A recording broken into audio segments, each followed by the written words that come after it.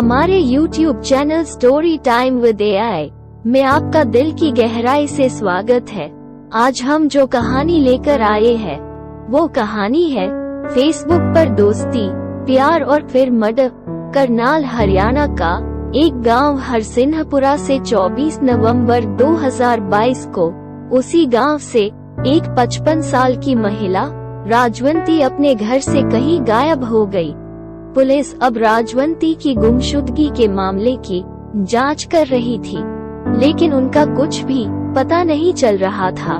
वो अपने घर से किसी को बताए बगैर कहीं चली गई थी। इस सिलसिले में घर वालों ने घरौंदा थाने में रिपोर्ट लिखवाई थी। महिला की दिमागी हालत ठीक थी, किसी से कोई शिकायत या परेशानी भी नहीं थी। अचानक कहाँ गई, सबके लिए ये राज बना हुआ था। ऐसे में अब गुमशुदगी के इस रहस्यमयी मामले की जांच CIA स्टाफ के हवाले कर दी गई। इस बीच पुलिस का ध्यान एक अजीब इत्तेफाक पर गया। इत्तेफाक ये कि जिस रोज से राजवंती देवी गायब थी, उसी रोज उसी गांव में एक लड़की की एक दर्दनाक हादसे में मौत हो गई थी। 25 साल की इस लड़की का नाम अंतिमा था। अंतिमा अपने ही घर में कट लगने और झुलसने की वजह से मारी गई। ये वारदात तब हुई जब लड़की के घर वाले बाहर थे। जब घर वाले लौटे तो बेटी की लाश देखकर सन रह गए। वैसे तो लाश की हालत ऐसी थी कि उन्हें अपनी बेटी को पहचानना मुश्किल हो रहा था, लेकिन कपड़े और ज्वेलरी ये गवाही दे रहे थे कि ये अंतिमा की ही लाश है। अब घर वालों ने भरे मन से अपनी बेटी की लाश का अंतिम संस्कार कर दिया। अब पुलिस ने दोनों मामलों की जांच साथ में करने का फैसला किया। पता चला कि अंतिमा की मौत को हादसा मानकर ही उस मामले में घर वालों ने अंतिम संस्कार कर दिया था। उसकी मौत की कोई जांच नहीं हुई थी। ऐसे में CIA स्टाफ ने अंतिमा की मौत के बारे में पता करना शुरू किया। अंतिमा की मौत के बाद पुलिस ने उसके सोशल मीडिया अकाउंट्स की पड़ताल की और इस कोशिश में उसे एक चौंकाने वाली बात पता चली।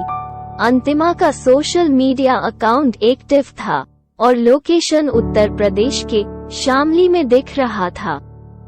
अब CIA स्टाफ की टीम शामली पहुंची और उसने सीधे उस जगह पर दबिश दी जहां का लोकेशन शो हो रहा था। पुलिस को तो शक था ही, शक सही निकला। वहां अंतिमा मिल गई, वो अंतिमा जो 4 महीने पहले अपने ही घर में शॉर्ट सर्किट कट और जलने से मारी गई थी। जाहिर है अंतिमा जिंदा थी, तो फिर सवाल है कि मरी कौन थी? जवाब है, मरी थी अंतिमा के गांव में रहने वाली 55 साल की महिला राजवंती देवी। पुलिस के शिकंजे में आई अंतिमा ने बताया कि उसका शामली के एक लड़के से फेसबुक पर अफेयर था, लेकिन घर वाले इस रिश्ते के लिए राजी नहीं थे। ऐसे में वो अपनी मौत दिखाकर अपने आशिक के साथ सुकून की जिंदगी जीना चाहती थी। प्लानिंग उसने पहले से तैयार रखी थी, बस उसे मौके का इंतजार था।